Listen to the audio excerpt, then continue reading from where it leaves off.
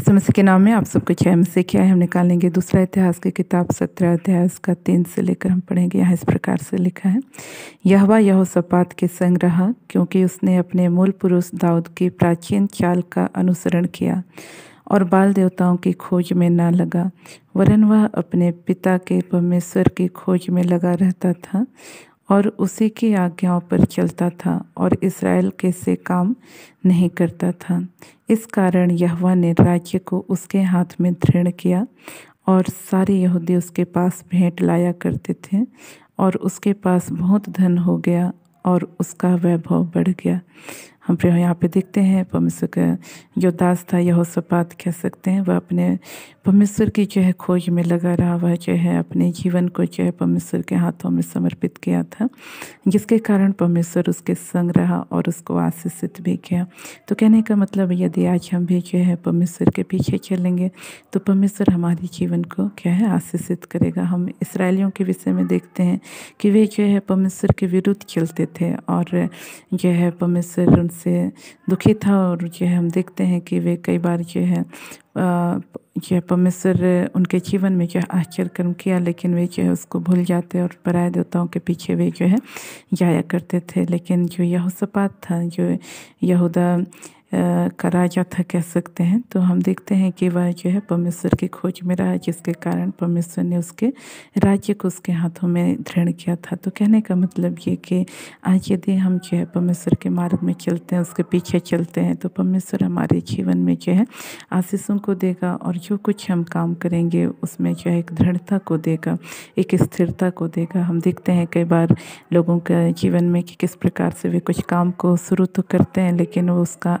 अंत जो है बहुत बुरा होता है, या तो फिर कहा जाए तो जो है वह आशीषित नहीं हो पाता है। लेकिन जब हम परमेश्वर के पीछे चलते हुए है ना, उसकी उपस्थिति में रहते हुए अपना जीवन बिताएंगे और जो काम हम करेंगे वह जो है फलवंत होगा, आशीषित होगा। वह हमारे लिए जो है और हमारे परिवार के लिए और अन्य लोगों के लिए भी जो है आशीष का कारण ठहरेगा।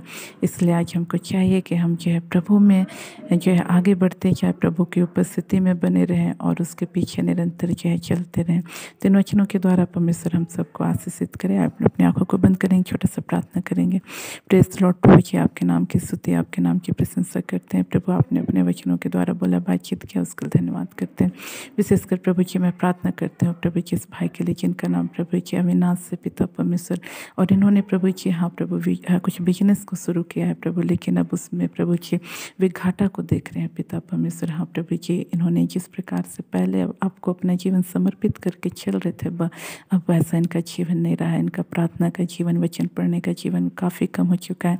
यहाँ तक कि संगति भी प्रभु इनका लगभग छूट गया है। महीना में 1-2 बार ही हो पाता है प्रभु, और बाकी समय प्रभु ये अपने कामों में प्रभु जी और अपने दुनिया के जो कार्य है उसमें प्रभु जी व्यस्त रहते हैं, जिसके कारण प्रभु हाँ प्रभु जी शैतान इनके प्रभु जी हाँ प्रभु जी जो काम है उसमें प्रभु जी नुकसान को ला रहा है प्रभु। तो अनुग्रह करिए भाई उस बात को समझने पाए कि यह आपसे अलग होकर कुछ नहीं कर सकते प्रभु। इनकी सहायता कर प्रभु कि अपने आप को समर्पित फिर से एक बार करने पाए और अपने कामों में प्रभु आशीषों को देखने पाए। इस वक्त मैं उन तमाम भाई बहनों के लिए प्रार्थना करती हूँ प्रभु जी जो अपने काम काज में व्यस्तता के कारण आपको छोड़ दिए और अपने कामों में हानि को उठा रहे हैं प्रभु। ऐसे भाई बहनों की सहायता करें, ऐसे भाई बहनों की सुधि ले जो आज अपने स्वास्थ्य को भी प्रभु खो चुके हैं प्रभु।